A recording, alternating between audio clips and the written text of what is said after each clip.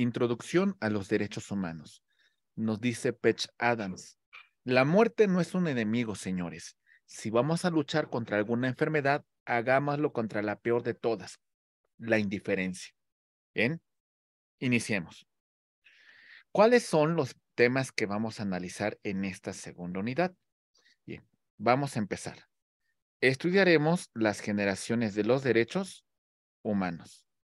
Analizaremos la primera y la segunda generación para llegar a una tercera generación que conceptualmente es como mayormente los especialistas reconocen que hay 3 generaciones. Tenemos también los principios que rigen a los derechos humanos. Derechos humanos como son irrenunciables, indivisibles, derechos humanos que tienen las siguientes características como son, ahí voy, inherentes, inalienables, progresivos, universales, imprescriptibles, y llegamos hasta el punto de cuáles son los retos actuales de los derechos humanos. ¿Sale? ¿Vamos bien, mis queridos maestros? ¿Sí? Sí, profesor. Sí, todo bien. Profesor. Empecemos entonces. Ahí va. ¿Cómo clasificamos en esta generación los derechos humanos? Vamos a empezar con una primera clasificación en la cual en esta primera generación hablamos de los derechos civiles o individuales. Principalmente los vamos a ubicar, mis queridos abogados, por ahí, de finales del siglo XVIII, ¿sale? Y sobre todo vamos a encontrarlos hasta finales del siglo XIX. Muy bien. Sobre todo lo tenemos en estos primeros documentos importantes como son la Constitución de los Estados Unidos de América, la Declaración Universal de los Derechos, la Declaración Universal de los Derechos y Deberes del Ciudadano, la Declaración Francesa de los Derechos del Hombre, Declaración Universal de los Derechos del Hombre y del Ciudadano de 1789, podríamos hablar de la Constitución de Cádiz de 1812. ¿Vale?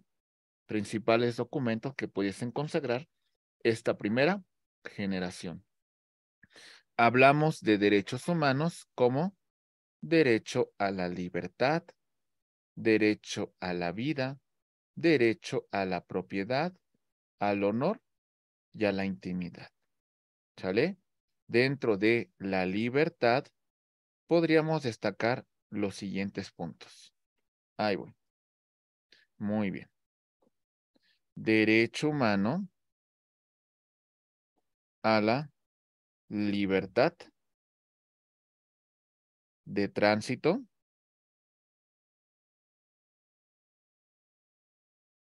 ¿sale?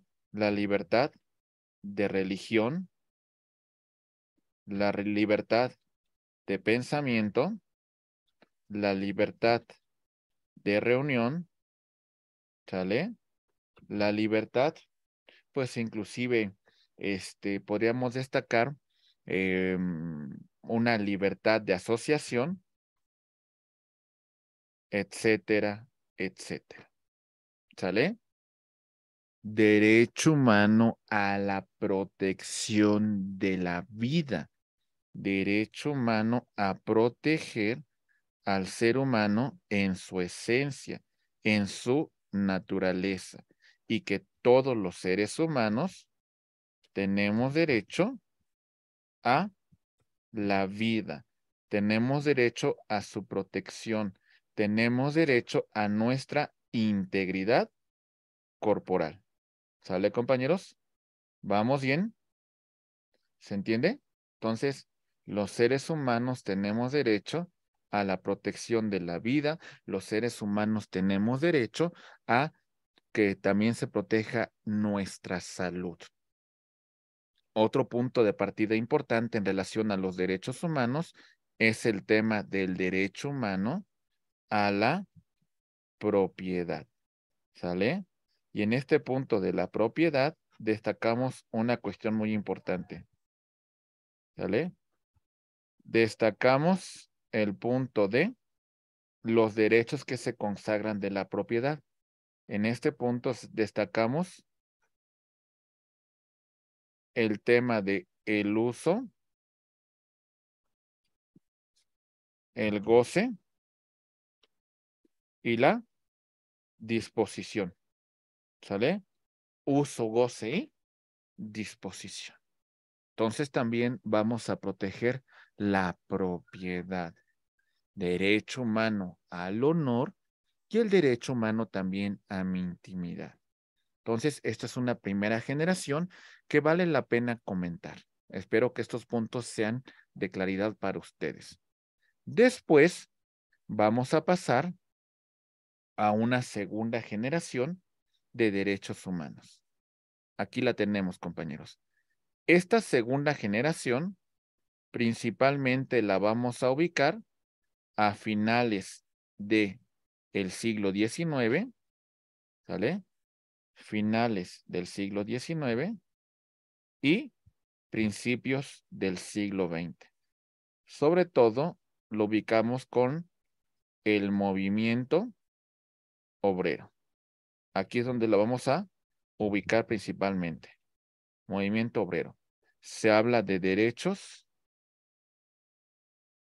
económicos, sociales, y destacamos el tema de el trabajo en condiciones dignas, ¿sale?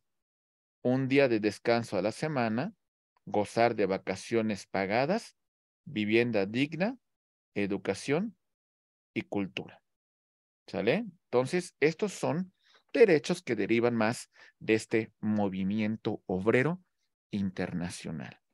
Imagínense, compañeros, temas que son tan importantes y tan trascendentes que a lo mejor hoy lo vemos de forma pues muy clara que gozamos de esos derechos, pero no se tenían. Ahí voy. Ahora, desde esta cosmovisión, tenemos que el trabajador tiene derecho a salario, ¿verdad?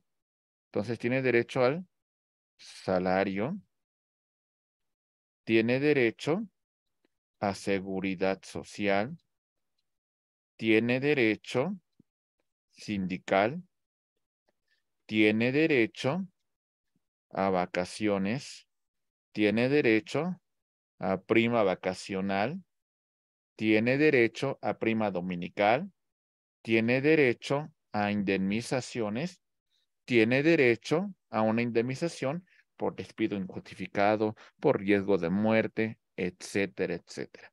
¿Y saben cuál fue la primera nación que consagró estos derechos sociales para la clase trabajadora? Fue la Constitución del 5 de febrero de 1917, porque nuestro texto constitucional de 1917 tendríamos dos puntos de partida muy importantes. El primero, que existía desde 1857, que es el artículo 5º, que ya no fue suficiente, compañeros, porque tenemos un artículo 123 que consagró los derechos de la clase trabajadora. ¿Sale? Artículo 123. Muy bien. Entonces, esta fue la primera constitución del mundo que contempló derechos sociales. Muy bien. Ya posteriormente la Constitución de la República de Weimar en 1919 o la Constitución bolchevique de ese mismo año, pues ya después consideraron estos derechos sociales, pero primero fue la Constitución mexicana. ¿Está claro, compañeros? ¿Vamos bien hasta este punto? ¿Sí? Sí, maestro. Muy Sí, bien. todo Sí, bien. profesor.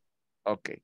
Después, desde este punto de partida, desde este estudio tan importante que venimos realizando, tenemos, estimados amigos, el tema de los derechos humanos en una tercera generación.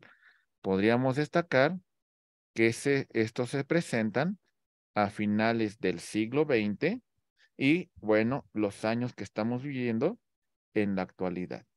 Todo el siglo XXI.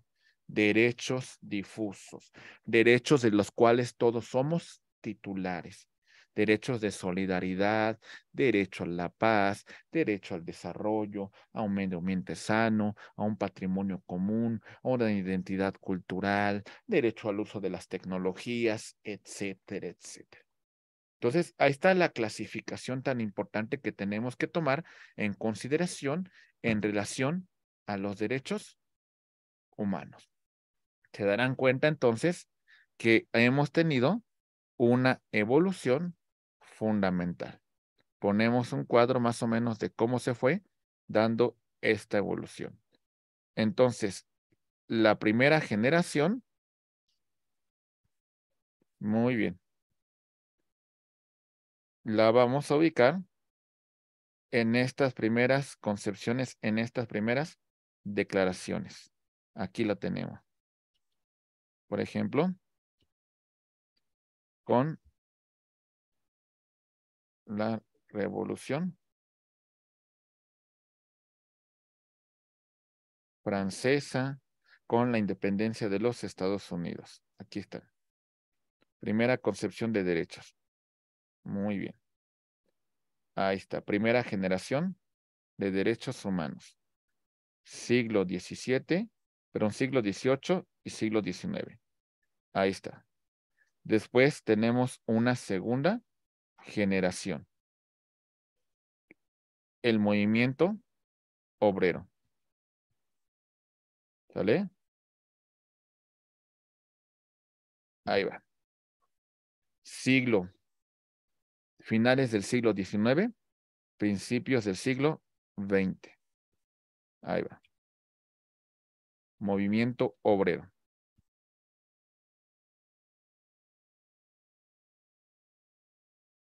Movimiento obrero. Muy bien. Aquí está. ¿Sale? Muy bien. Y la tercera generación, que son los derechos difusos. Tercera generación. ¿Sale? Los derechos que estamos gozando o que vivimos en la actualidad, de lo cual todos somos titulares. Muy bien. Perfecto. Finales del siglo XX, principios del siglo XXI. Por ejemplo, entre esta concepción de derechos, tenemos al derecho al medio ambiente. Ahí está. Ok. Entonces, ¿alguna duda sobre esta clasificación, compañeros? ¿Alguna duda sobre este estudio histórico de los derechos humanos? Ninguna, profesor. ¿Se No, comprende? ninguno, profesor. Muy No, bien. todo bien. Aquí está. Entonces, ubiquemos esa evolución.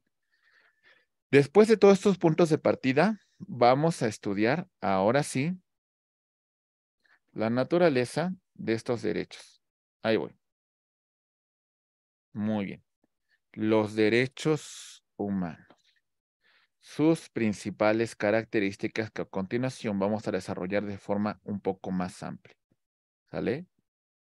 Son inalienables, indispensables, inherentes, limitados, obligatorios, integrales y universales.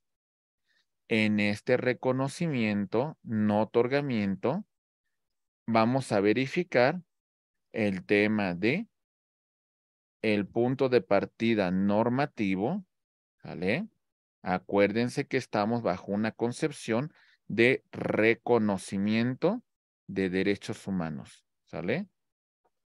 Ahí va. Muy bien, reconocimiento, no otorgamiento, ¿vale? Las instituciones que se crean para velar por el respeto de los derechos humanos, ¿sale? El valor colectivo de los derechos humanos y el compromiso no solamente de las autoridades, sino también somos corresponsables por la tutela. Todos tenemos que ver por la bandera de los derechos humanos. También nosotros como ciudadanos, ¿vale? Estamos involucrados con la protección de los derechos humanos.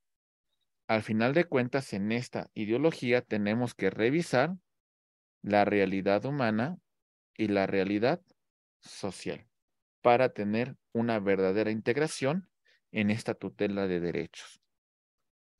Teníamos al principio algunos autores pues, de naturaleza positivista que hasta cierto punto hacían una crítica en relación a los derechos humanos.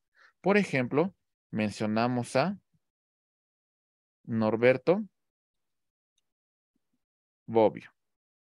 Norberto Bobbio, fíjese que al principio hacía una crítica muy severa en relación a los derechos humanos.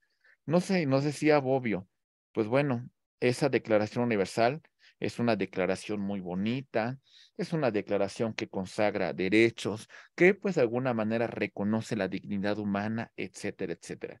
Pero como buen positivista, Bobbio, en la Edad de los Derechos, nos dice, pero esto no va a garantizar que la autoridad no los vulnere.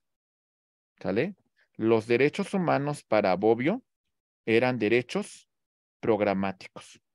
Era una carta, pues, hasta cierto punto muy romántica de derechos. ¿Qué es lo que establece Bobbio, compañeros? ¿Qué es lo que señala Bobbio? Pues que hasta cierto punto no hay una efectividad en los derechos humanos. Bajo esta concepción, después tenemos a uno de los alumnos de Bobbio, que es Luigi Ferrajoli. ¿Vale? Ya Ferrajoli ya tiene una concepción distinta, porque entonces ahora Ferrajoli nos va a establecer que para ser efectivos los derechos humanos, estos derechos humanos se tienen que plasmar en un documento fundamental. Tienen que plasmarse por escrito. Cuando se plasman los derechos humanos en este documento fundamental, vamos a decir que estos derechos humanos entran bajo la tutela y la conversión de un derecho fundamental. El derecho fundamental es ese derecho humano que se encuentra positivizado en la norma. Muy bien. ¿Sí? Perfecto. Entonces, pasamos desde una perspectiva jus naturalista a una perspectiva jus positivista. Recuerden, el jus naturalismo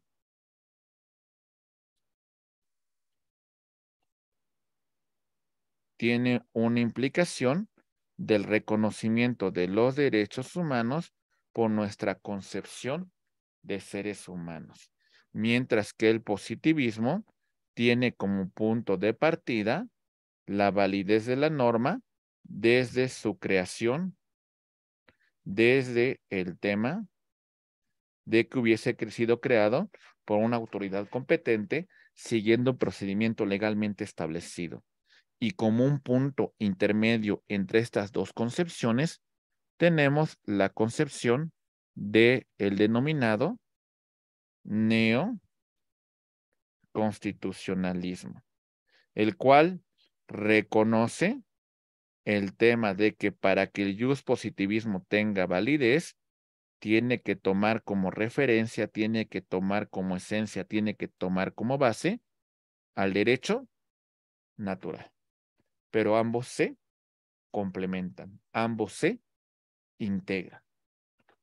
¿Sí? ¿Quedó claro, compañeros?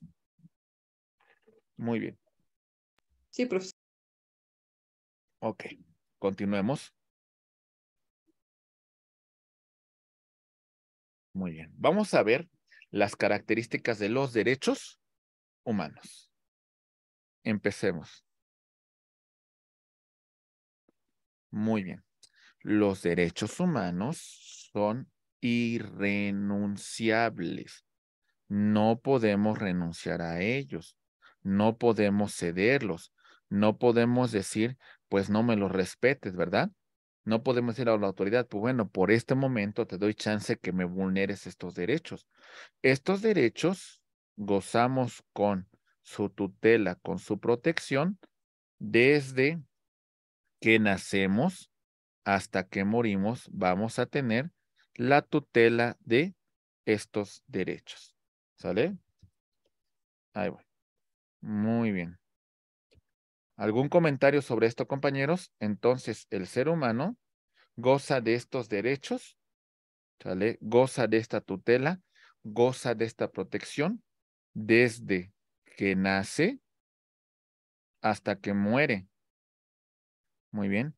Inclusive se habla de un derecho humano al tema de su legado, al tema de lo que la persona también hizo cuando estaba viva. Entonces, algunos autores no solamente dicen que existe una protección del derecho humano desde el nacimiento hasta la muerte. Algunos dicen que inclusive trasciende la propia vida del ser humano. Muy bien, esta tutela, este reconocimiento. Y durante este transcurso no podemos renunciar al ejercicio de estos derechos. Muy bien. ¿Sí? Bien. Los derechos humanos también son indivisibles. ¿Qué implicación tiene esto? Bueno, son un todo. ¿Sale? Son dependientes entre sí. Son como eslabones de una cadena. Tenemos que ejercerlos en su totalidad, en su plenitud, para que podamos gozar de esta amplia tutela que tienen los derechos humanos. Entonces, estos derechos no puedo ejercerlos de forma parcial. No puedo ejercerlos, pues, de forma limitada. No, los derechos humanos se van a ejercer, se van a proteger, se van a garantizar en su plenitud. Se van a garantizar de forma total, de forma plena. Por eso señalábamos que son como los eslabones de las cadenas. ¿Por qué, compañeros? Ahí voy. Vean esta cadena, por favor.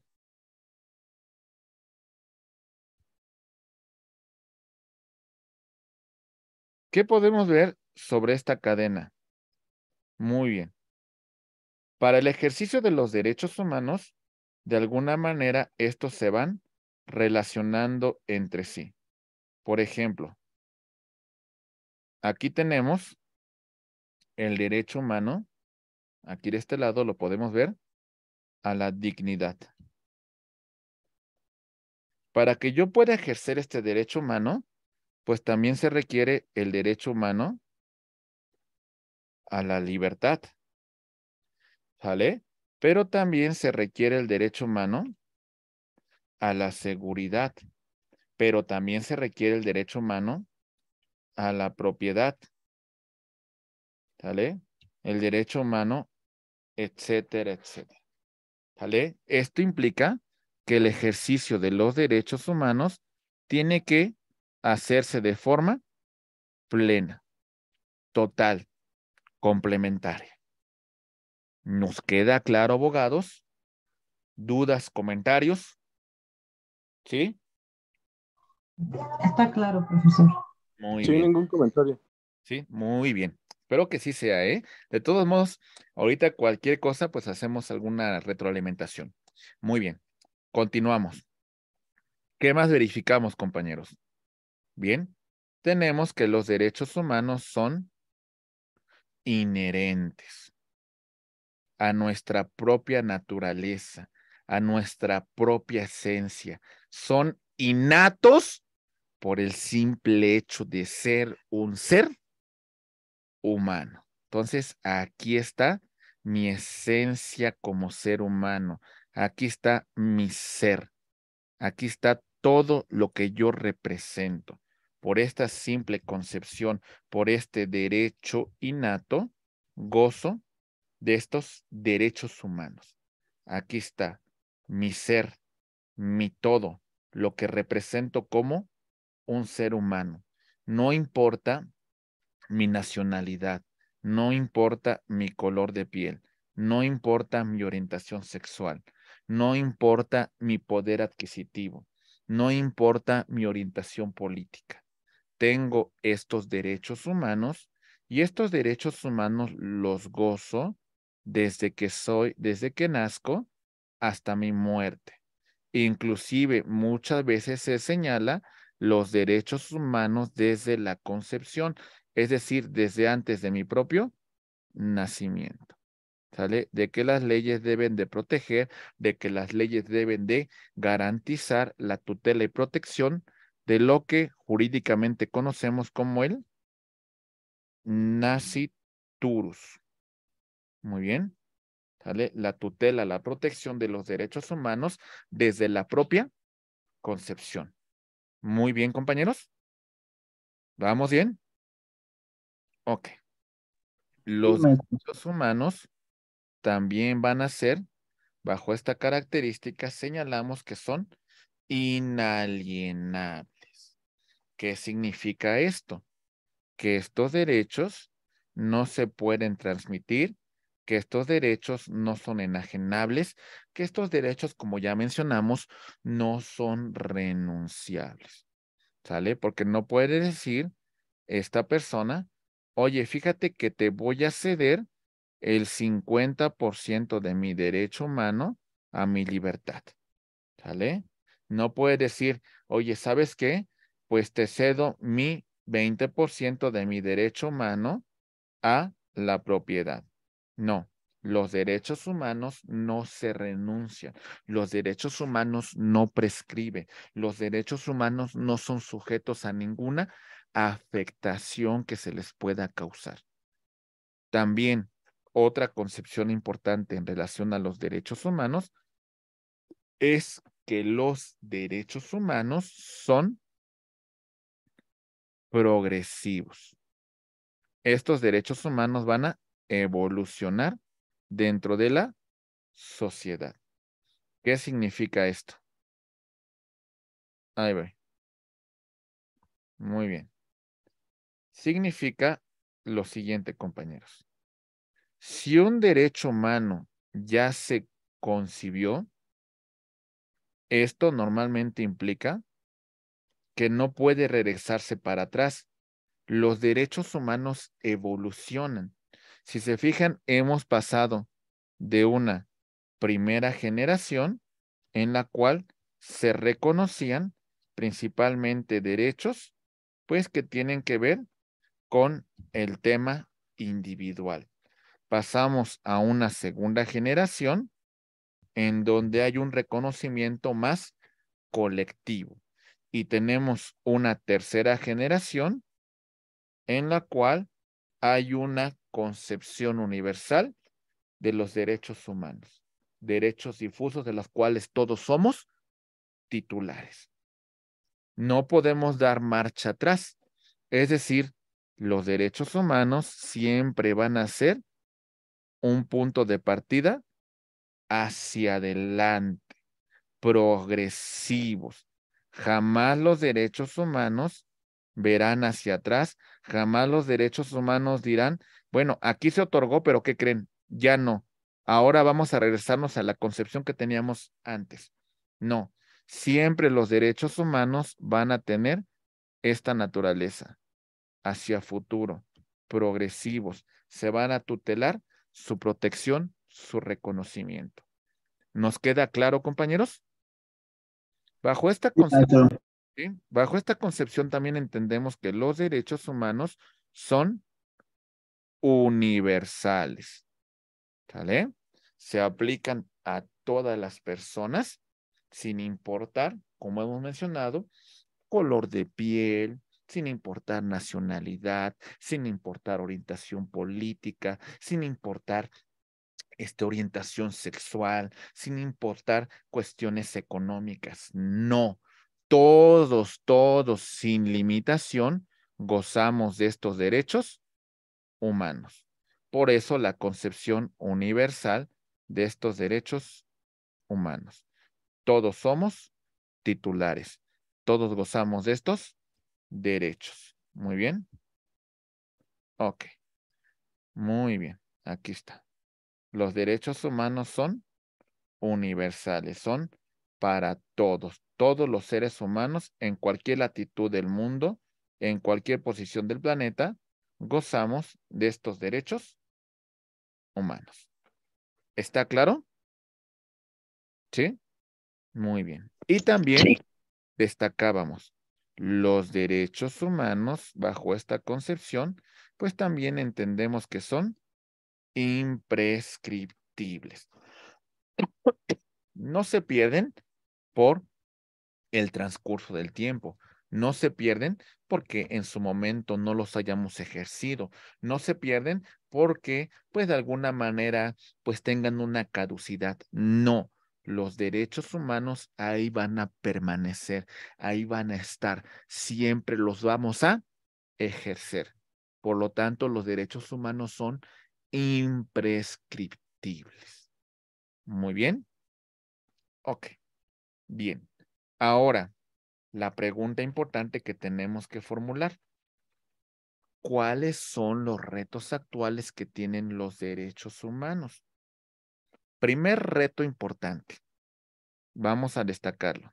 Decimos, la concepción amplia de los derechos humanos.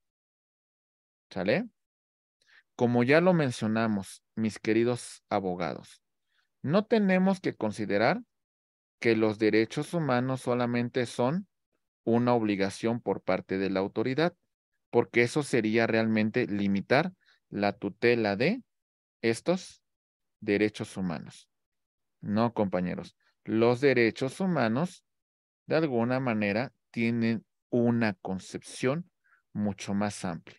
Si lo limitamos a la autoridad, pues ahí hay alguna limitación. Entonces, los derechos humanos no solamente le corresponden su tutela, su protección, su vigilancia a la autoridad, ¿no?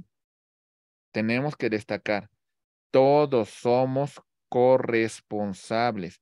Todos tenemos de alguna manera que velar por su protección, por su cumplimiento, por verificar que sean objeto de garantía, de tutela, de que los derechos no sean de alguna manera vulnerados. Entonces hay que tener esa concepción amplia de los derechos humanos. Las normas en relación a los derechos humanos también amplían esta concepción. Sí, mi estimada maestra. Elisa, te escuchamos, por favor. Profesor, la corresponsabilidad sería la horizontalidad de los derechos humanos. Sí, hasta cierto punto, por ejemplo, si nosotros hablamos de un tema de verticalidad, diríamos que solamente a la autoridad le corresponde, ¿no? Que nosotros, al final de cuentas, la autoridad es la única que puede vulnerar los derechos, pero no. También hay que considerar que también entre nosotros puede haber alguna vulneración. Y el punto de partida que también la tutela de los derechos humanos sea entre las propias personas. La concepción de esta horizontalidad de los derechos humanos hasta cierto punto es un tema de debate importante, porque si se fija, no existen mecanismos de tutela de derechos humanos o organismos que protegen por la violación de derechos humanos de un particular. Normalmente es por la autoridad. Aunque existen otros mecanismos, ¿no? Podríamos decir de naturaleza civil o penal, ¿verdad? En la cual sí pudiésemos hacer cierto ejercicio, cierta defensa, en el caso que consideremos una violación a derechos humanos. Pero el punto de partida es que algunos tribunales, como por ejemplo el Tribunal de Estrasburgo, sí ha considerado y ha emitido sentencias por violación de derechos humanos de particulares, ¿eh? O sea, los particulares para el Tribunal de Estrasburgo de Derechos Humanos sí vulneran derechos humanos. Entonces, ese es un punto de partida. Por eso decimos que es un reto actual que tienen los derechos humanos, no solamente para la autoridad, sino también nosotros somos corresponsables de la protección de los derechos humanos. Muy bien. Gracias, profesor. Sí. Muy bien, a sus órdenes. ¿Qué más tenemos, compañeros, que tomar? También en esta concepción amplia. A ver, en estos temas principalmente, compañeros, de las normas, tenemos la aplicación de 3 tipos de controles. Con antelación se decía que la autoridad tenía que someterse al cumplimiento de la ley, al cumplimiento de lo que estableciera la norma, un ejercicio de control de legalidad. La autoridad se somete al cumplimiento de las disposiciones que establezca la norma. Pero también hay una concepción mucho más amplia en un tema de un control difuso en su doble vertiente. Control difuso, tanto de constitucionalidad, la autoridad queda sujeta a los parámetros, a los principios que regula la Constitución, pero también queda sujeta a un ejercicio de convencionalidad. La cuestión, mis queridos maestros, de el sometimiento del acto de autoridad a los preceptos que establecen los tratados internacionales en materia de derechos humanos. En este punto de partida, entonces, cuando se va a aplicar la norma, cuando se va a verificar un acto de autoridad, verificamos este triple control: legalidad, constitucionalidad y convencionalidad. Por eso tenemos una concepción mucho más amplia. Muy bien. Si se fijan, por ejemplo, vamos a poner un caso del juicio de amparo. El juicio de amparo, inclusive con antelación, se le denominaba un juicio de garantías. Este juicio de amparo normalmente verificaba un tema de legalidad, sobre todo en el tema del amparo directo. ¿Sale? Y había un tema, entre comillas, de constitucionalidad que se planteaba desde la violación de las garantías individuales. Con la reforma a la Constitución en el año 2011, el juicio de amparo no se limita a un medio de control de constitucionalidad, porque con el juicio de amparo también podemos hacer efectivo los tratados internacionales. Entonces, ahora también este amparo tendrá una naturaleza de un medio de control de convencionalidad, porque a través del amparo se van a garantizar, se van a proteger los derechos humanos que sean reconocidos en los tratados internacionales. ¿Nos queda claro, compañeros? ¿Sí? Muy bien. Sí, todo bien. ¿Sí? Muy bien. Continuando con nuestra exposición, vemos el punto número 2. Aquí está. Y decimos la concepción universal de los derechos humanos. Antes, pues hasta cierto punto teníamos un ejercicio, no me gustaría decir limitado, pero teníamos una concepción territorialista, ¿verdad? Es decir, nosotros concebíamos al mundo normativo desde nuestra propia territorialidad, ¿no? Aquí está. Entonces, esto era lo que yo reclamaba en la tutela de un derecho, la limitación a las leyes vigentes en mi territorio. Y si bien me iba, requería la aplicación de la Constitución. Esa era la base bajo la cual se concebía la protección de los derechos. Ahora, compañeros, tenemos una concepción mucho más amplia. ¿Por qué? Porque los derechos humanos se van a garantizar desde la tutela universal también. Es decir, ya es trascendente lo que ocurra en otra latitud del mundo en relación a los derechos humanos. ¿Qué significa esto? Ahí va. Es decir, podríamos decir que un asunto que ocurra en Brasil puede tener una trascendencia en nuestro país. La respuesta es sí, por supuesto. Tiene una trascendencia muy importante en la tutela de los derechos humanos.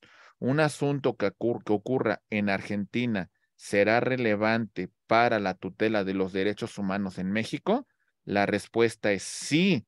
Por supuesto que es importante, por supuesto que trasciende, porque la esfera de tutela ya no se limita a nuestro propio territorio, sino ya tenemos una concepción universal de los derechos humanos.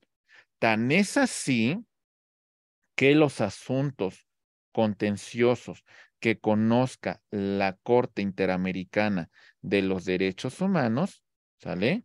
Genera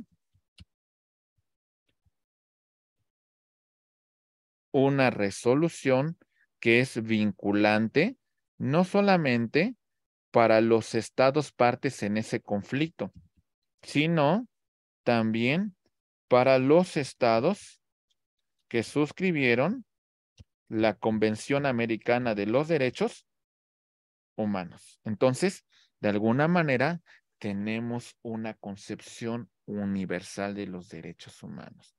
¿Nos queda claro? Muy bien. Por supuesto, también verificamos el tema de la globalización. La mayor tutela de derechos no la tenemos desde el derecho interno, ¿eh? Olvídense de eso. Ahora la concepción, la tutela de los derechos humanos lo vamos a tener de forma más desarrollada, de forma más amplia, de forma más garantista en los tratados internacionales. ¿Sale? Es más, hoy en día se estudia más esa concepción. Antes, el abogado por ejemplo, vamos a hablar de un abogado penalista. Este abogado penalista me bastaba con que conociera estas disposiciones normativas, ¿sale? Tanto de derecho sustantivo, ¿sale? Aquí podríamos destacar, por ejemplo, ahí va, sustantivo. Podríamos destacar, por ejemplo, los códigos penales, ¿sale? Y después la cuestión adjetiva, la cuestión procesal. Con esto era más que suficiente que el abogado dedicado a la materia penal conociera. Hoy en día, con la reforma en materia de derechos humanos, ahora este abogado penalista tiene que hacer un ejercicio de control difuso, tanto de constitucionalidad, pero también un control difuso de convencionalidad. Y ahí está la gran labor de ustedes como maestros en Derecho Procesal Constitucional, porque ahora estas cuestiones no van a quedar en simples doctrinas. Estas cuestiones son derecho aplicable, son derecho exigible, son derecho que vamos a hacer nosotros efectivo. ¿Sale? Entonces, la concepción del abogado tiene que ser mucho más amplia, independientemente de la materia a la cual nos dediquemos. Por eso, la importancia de los especialistas en derecho constitucional. Inclusive le agregaría no solamente especialistas, maestros en derecho constitucional, sino también inclusive maestros en derecho procesal de la convencionalidad. ¿Se entiende esto, compañeros? ¿Vamos bien? Perfecto. Sí, Muy bien. Continuando con este ejercicio, vemos, mis queridos maestros, pues el tema de que tenemos que mejorar en los mecanismos para la protección de los derechos humanos. ¿Sale? No ha terminado la evolución. Hay muchas cosas que tenemos que hacer todavía. Recuerden lo que les mencioné hace un momento. Por ejemplo, en general, en el continente americano, tenemos una concepción hasta cierto punto todavía de que tenemos una comisión de derechos humanos que va a plantear un asunto contencioso ante la Corte. Es decir, en América en general, primero agotamos derecho interno. Después presentamos solicitud ante la Comisión Interamericana de Derechos Humanos y posteriormente la comisión podrá presentar demanda ante la Corte Interamericana de Derechos Humanos. Todo eso va a trascender. Muy bien. Ok. Y en Europa podríamos destacar que el propio gobernado tiene dos alternativas. ¿Sale? Agotar instancias de derecho interno, si así lo decide, o irse directamente a la jurisdicción del Tribunal Europeo de Derechos Humanos. ¿Sale? Que tiene su sede en Estrasburgo, Francia. Entonces, es un punto de partida importante, porque a lo mejor pudiésemos evolucionar a no necesitar agotar derecho interno ni presentar la solicitud de la Comisión Interamericana, sino irnos directamente ante la Corte Interamericana de los Derechos Humanos. ¿Sale? Pero esos son pasos que poco a poco tenemos que ir tomando para la evolución de los derechos humanos. ¿Está claro, compañeros? ¿Vamos bien? Sí, sí, profesor. Ok, muy bien. Esperemos que todos estos puntos sean de completa claridad para ustedes. Y llegamos a uno de los últimos puntos de los retos actuales de los derechos humanos. El potencial emancipador de los derechos humanos. ¿Sale? Tenemos que creer en este potencial de los derechos humanos.